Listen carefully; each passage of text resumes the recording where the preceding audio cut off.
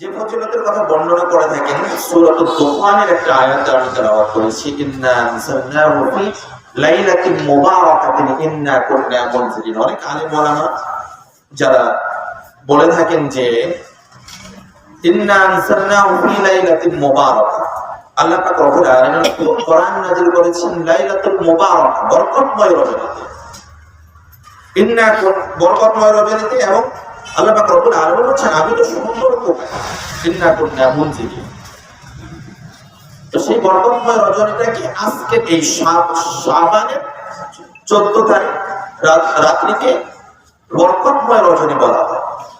অনেকেই বলে, কিন্তু অধিকাংশ দুই একজন ব্যতীত অধিকাংশ আলেম ওলামা যারা তারা বলে থাকেন যে না, কোরআন নাযিল হয়েছে বরকতময় রজনীতে, এটা সত্য কথা, কিন্তু সেই বরকতময় রজনী মাস হচ্ছে রমজান মাস, সেটা শাবান মাস নয়। বর্তমানে কিন্তু শাবান মাস চলছে।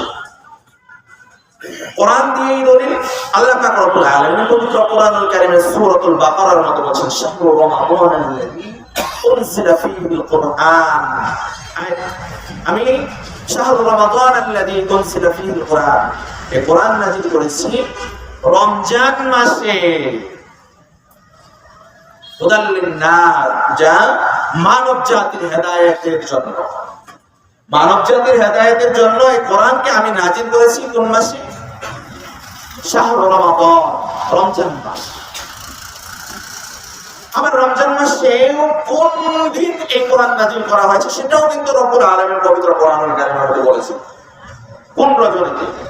দিনে নয়, রজনীতে। কোন রজনী? সে ব্যাপারে আল্লাহ পাক রব্বুল আলামিন সূরাতুল কদর নাযিল করেছেন, ইন্না আনসালনাহু ফি লাইলাতিল কদর। আমি নাযিল করেছি, কোরআন নাযিল করেছি লাইলাতুল কদরের রজনী। আমা আদরাকা মা লাইলাতুল কদর, তুমি কি জানো লাইলাতুল কদরের রজনী?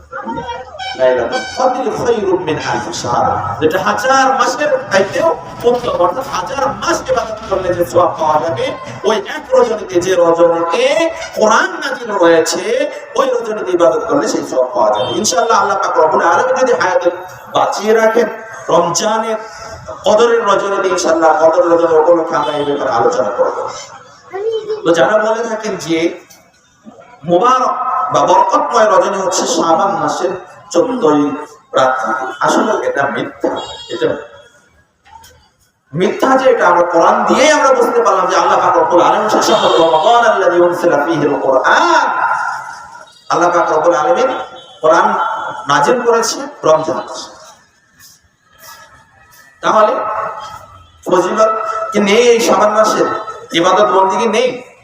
সম্মানিত উপস্থিতি মুসলিম, যারা ইবাদত বন্দেগী করেন তারা কি বলে থাকেন, আমি আগে তাদের কথাটা বলি থাকি যে তারা কি বলে যে 15ই বা 14ই রজনী, 14 শাবানের রাত্রি বা 15ই শাবানের 15ই শাবানের দিন রোজা সিয়াম পালন করা। 14 শাবানের সারা রাত ইবাদত বন্দেগী করবে, 15 শাবানে সারা দিন রোজা রাখবে। এটা ফজিলতের কথা বলে থাকেন যে তারা কি বলে থাকেন যে আল্লাহর নবী সাল্লাল্লাহু আলাইহি ওয়াসাল্লাম শাবান মাসের 14 তারিখে সারা রাত ইবাদত বন্দেগী করতেন এবং 15 তারিখে সারা দিন সিয়াম পালন করতেন। সম্মানিত উপস্থিতি মুসলিম।